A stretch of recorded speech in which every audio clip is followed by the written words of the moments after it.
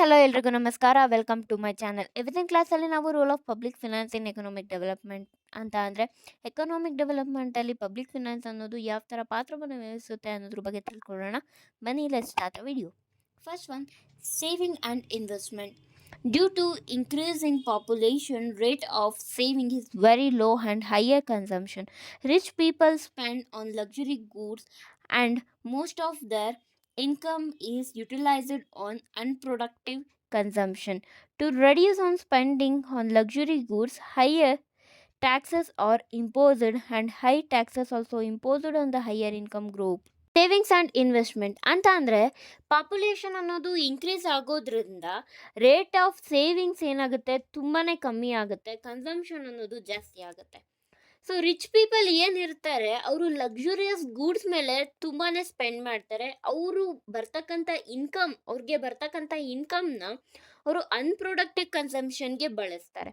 So ಇದನ್ನ ಕಮ್ಮಿ ಮಾಡೋಕ್ಕೆ ಅಂತ ಅಂದರೆ ಇವ್ರು ಏನು ಲಕ್ಸುರಿ ಗೂಡ್ಸ್ಗಳ ಮೇಲೆ ಅನ್ಪ್ರೊಡಕ್ಟಿವ್ ಕನ್ಸಂಪ್ಷನ್ ಮಾಡ್ತಾರೆ, ಇದನ್ನ ಕಮ್ಮಿ ಮಾಡಲಿಕ್ಕೋಸ್ಕರ ಲಕ್ಸುರಿಯಸ್ ಗೂಡ್ಸ್ಗಳ ಮೇಲೆ ಹೈ ರೇಟ್ ಆಫ್ ಟ್ಯಾಕ್ಸಸ್ನ ಹಾಕ್ತಾರೆ.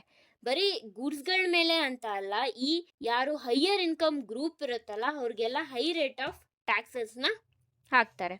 ಓಕೆನಾ? Than equal distribution of income and wealth. Basic problem of underdeveloped nation is unequal distribution of income and wealth. Progressive taxation in direct taxes and heavy taxation on luxury goods can help to bring equality in the distribution of income and wealth. This high luxury taxation will promote the wealth of the public. ಅಂತ ಅಂದರೆ ಈ equal distribution ಅನ್ನೋದು ಒಂದು problem. ಅಂತ ಅಂದರೆ ಎಲ್ಲ under developed ನೇಷನಲ್ಲಿ ತುಂಬ biggest problem. Equal ಆಗಿ ಡಿಸ್ಟ್ರಿಬ್ಯೂಷನ್ ಮಾಡಲಿಕ್ಕೆ ಆಗಲ್ಲ, ಅನ್ಈಕ್ವಲ್ ಡಿಸ್ಟ್ರಿಬ್ಯೂಷನ್ನೇ ಇರುತ್ತದೆ ಅಂಡರ್ ಡೆವಲಪ್ಮೆಂಟಲ್ಲಿ. ಸೊ ಅದಕ್ಕೋಸ್ಕರ ಇದನ್ನು ಈಕ್ವಲ್ ಆಗಿ ಡಿಸ್ಟ್ರಿಬ್ಯೂಟ್ ಮಾಡಲಿಕ್ಕೋಸ್ಕರ ಅವರು ಡೈರೆಕ್ಟ್ ಟ್ಯಾಕ್ಸಸ್ನ ಹಾಕ್ತಾರೆ, ಹೆವಿ ಟ್ಯಾಕ್ಸಸ್, ಲಕ್ಸುರಿ ಗೂಡ್ಸಸ್ಗಳ ಮೇಲೆ ಹೆವಿ ಟ್ಯಾಕ್ಸಸ್ಗಳನ್ನ ಹಾಕ್ತಾರೆ. ಸೊ ಇದರಿಂದ ಏನಾಗುತ್ತೆ, ಈಕ್ವಲ್ ಡಿಸ್ಟ್ರಿಬ್ಯೂಷನ್ ಮಾಡ್ಬೋದು, ಇನ್ಕಮ್ ಮತ್ತು ವೆಲ್ತ್ನ ಈಕ್ವಲ್ ಆಗಿ ಡಿಸ್ಟ್ರಿಬ್ಯೂಟ್ ಮಾಡೋಕ್ಕೆ ಹೆಲ್ಪ್ ಆಗುತ್ತೆ. ಸೊ ಹೆವಿ ಲಕ್ಸುರಿ ಟ್ಯಾಕ್ಸೇಷನಿಂದ ಏನಾಗುತ್ತೆ, ಪಬ್ಲಿಕ್ಕಿಗೆ ಒಂದು ತುಂಬ ಒಳ್ಳೆಯದಾಗುತ್ತೆ ಅಂತಲೇ ಹೇಳ್ಬೋದು. Okay, then next, to remove inflation. The imbalance between the demand and the supply of real resources may lead to inflation. In order to check the inflation, budgetary policies can be used by the government. If the people demand for goods that shows the having a lot of money, this is inflation.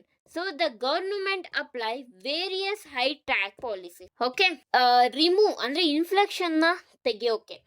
ಈ inflation ಯಾವಾಗ ಆಗುತ್ತೆ ಅಂದರೆ imbalance ಆಗುತ್ತೆ, demand ಮತ್ತು supply ನಡುವೆ ಒಂದು imbalance ಆಗ್ತಕ್ಕಂಥದ್ದು.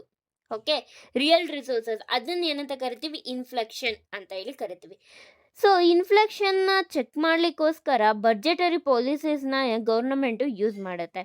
So ಇವಾಗ ಪೀಪಲ್ಲು ತುಂಬ ಡಿಮ್ಯಾಂಡ್, ಯಾವುದೋ ಒಂದು ಪರ್ಟಿಕ್ಯುಲರ್ ಗೂಡ್ಸಿಗೆ, ಕಾಸ್ಟ್ಲಿಯೆಸ್ಟ್ ಗೂಡ್ಸಿಗೆ ತುಂಬ ಡಿಮ್ಯಾಂಡ್ ಮಾಡಿದ್ರು ಅಂತ ಅಂದರೆ ಸೊ ಅದು ಅವ್ರ ಹತ್ರ ತುಂಬ ದುಡ್ಡಿದೆ ಅಂತ ತೋರಿಸುತ್ತೆ. ನೋಡಿ, ತೀರಾ ಡಿಫ್ಲೆಕ್ಷನ್ ಇದ್ರೂ ಒಳ್ಳೇದಲ್ಲ, ತುಂಬ ಇನ್ಫ್ಲೆಕ್ಷನ್ ಇದ್ರೂ ಒಳ್ಳೇದಲ್ಲ. ಈ ಇನ್ಫ್ಲೆಕ್ಷನು ಡಿಫ್ಲೆಕ್ಷನು ಬ್ಯಾಲೆನ್ಸ್ಡ್ ಆಗಿದ್ರೇ ಒಂದು ಕಂಟ್ರಿ ಕರೆಕ್ಟಾಗಿ ನಡೆಯೋಕ್ಕೆ ಸಾಧ್ಯ.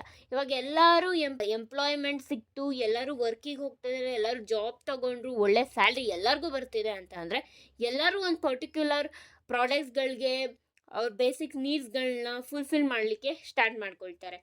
ಸೊ ಅದರಿಂದ ರಿಸೋರ್ಸಸ್ ಏನಿದೆ, ಅವೈಲಬಲ್ ರಿಸೋರ್ಸಸ್ ಏನಿದೆ ಅದು ಶಾರ್ಟೇಜ್ ಆಗ್ತಕ್ಕಂಥದ್ದು.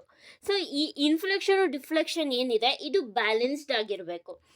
ಸೊ ಅದೇ ಎಲ್ಲರೂ ಸಹ ಒಂದು ಪರ್ಟಿಕ್ಯುಲರ್ ಗೂಡ್ಸ್ಗೆ ಡಿಮ್ಯಾಂಡ್ ಮಾಡ್ತಾರೆ ಅಂತ ಅಂದರೆ ಅವ್ರ ಹತ್ರ ತುಂಬ ಮನಿ ಇದೆ ಅಂತ ಅರ್ಥ. ಸೊ ಇದನ್ನೇನಂತ ಕರಿತೀವಿ, ಇನ್ಫ್ಲೇಷನ್ ಅಂತ ಕರಿತೀವಿ. ಸೊ ಇದಕ್ಕೋಸ್ಕರ government various types of high ಟ್ಯಾಕ್ಸಸ್ಗಳನ್ನ ಹಾಕ್ತದೆ, ಟ್ಯಾಕ್ಸಸ್ ಪಾಲಿಸೀಸ್ಗಳನ್ನ ತರ್ತದೆ. Then next, full employment. By the public finance, the government tries to prevent economic fluctuation. When the people all are fully employed, this will lead to inflation. Therefore, the government reduces the taxes of unemployment demand. ಅಂತಾನೆ ನಾನು ಇನ್ಫ್ಲೇಷನ್ನಲ್ಲೇ ಹೇಳಿದೆ ಅಲ್ವಾ, inflation deflation ಏನಿರಬೇಕು, balanced ಆಗಿರಬೇಕು ಅಂತ ಅಂದೆ. So ಅದಕ್ಕೆ full employment ಅನ್ನೋದು ಇರಬಾರ್ದು. ಫುಲ್ ಎಂಪ್ಲಾಯ್ಮೆಂಟ್ ಅನ್ನೋದು ಇತ್ತು ಅಂತ ಅಂದರೆ ಇನ್ಫ್ಲೇಷನ್ ಆಗುತ್ತೆ. ಓಕೆ, ಸೊ ಅದಕ್ಕೆ ಗೌರ್ನಮೆಂಟ್ ಏನಪ್ಪ ಮಾಡುತ್ತೆ ಅಂತ ಅಂದರೆ ಟ್ಯಾಕ್ಸೇಷನ್ನ ರಿಡ್ಯೂಸ್ ಮಾಡುತ್ತೆ. ಯಾರು ಅನ್ಎಂಪ್ಲಾಯ್ಡ್ ಇರ್ತಾರೆ ಅವ್ರಿಗೆ ಟ್ಯಾಕ್ಸು ಕಮ್ಮಿ ಮಾಡ್ತಕ್ಕಂಥದ್ದು. ಸೊ ಇದರಿಂದ ಅವ್ರಿಗೆ ಹೊರೆ ಕಮ್ಮಿ ಆಗುತ್ತೆ. ಸೊ ಇವಾಗ ಗೌರ್ಮೆಂಟಿಂದ ಅವ್ರ ಮೇಲೆ ಹೈ ಟ್ಯಾಕ್ಸಸ್ ಆಯಿತು ನಾವು ಮಾಡಿದ್ವಿ ಅಂದರೆ ಅವ್ರು ಏನೋ ಒಂದು ಎಂಪ್ಲಾಯ್ಮೆಂಟ್ ಮಾಡೋಕ್ಕೆ ಸ್ಟಾರ್ಟ್ ಮಾಡ್ತಾರೆ ಅಲ್ವಾ, ಏನೋ ಒಂದು ಮಾಡೋಕ್ಕೆ ಸ್ಟಾರ್ಟ್ ಮಾಡ್ತಾರೆ. ಸೊ ಅದರಿಂದ ಏನಾಗುತ್ತೆ, ಇನ್ಫೆಕ್ಷನ್ಗೆ ಆಗುತ್ತೆ. ಸೊ ಅದಕ್ಕೋಸ್ಕರ ಅನ್ಎಂಪ್ಲಾಯ್ಮೆಂಟ್ ಪೀಪಲ್ಸ್ ಏನಿರ್ತಾರೆ ಅವ್ರಿಗೆ ಟ್ಯಾಕ್ಸ್ ಅನ್ನೋದನ್ನ ಕಮ್ಮಿ ಮಾಡ್ತಾರೆ. Okay, then fifth one, planned economic development. In underdevelopment nation, the productive resources are limited in quantity as well as the quality.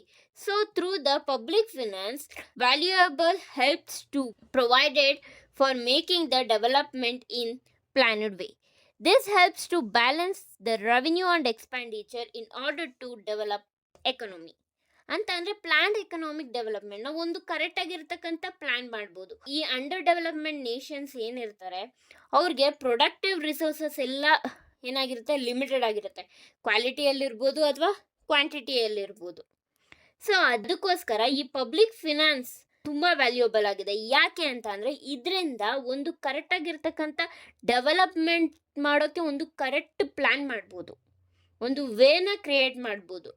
So ಇದು ಒಂದು ಬ್ಯಾಲೆನ್ಸ್ನ ತಂದುಕೊಡುತ್ತೆ. ರೆವಿನ್ಯೂ ಮತ್ತು ಎಕ್ಸ್ಪೆಂಡಿಚರ್ ನಡುವೆ ಒಂದು ಬ್ಯಾಲೆನ್ಸ್ ನಮಗೆ ಸಿಗುತ್ತೆ. ಸೊ ನಾನು ಎಲ್ಲಿ ಇನ್ಕಮ್ ತೊಗೋಬೇಕು, ಎಲ್ಲಿ ಎಕ್ಸ್ಪೆನ್ಸ್ ಮಾಡಬೇಕು ಅನ್ನೋದು ಒಂದು ಕರೆಕ್ಟಾಗಿರ್ತಕ್ಕಂಥ ಒಂದು ವೇ ಹೇಳಿದ್ನೆ ಅಲ್ವಾ, ವೇ ಅನ್ನೋದು ಸಿಗುತ್ತೆ. ಏನಕ್ಕೆ, in order to develop a economy. Okay, six one, reduction in economic inequalities.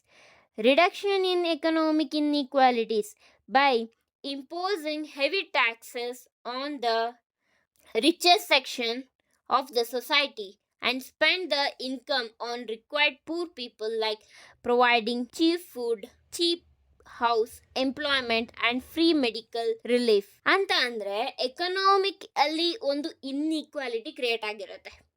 ತುಂಬ ರಿಚ್ ಇರ್ತಾರೆ, ತುಂಬ ಪೂರ್ ಇರ್ತಾರೆ ಅಲ್ವಾ.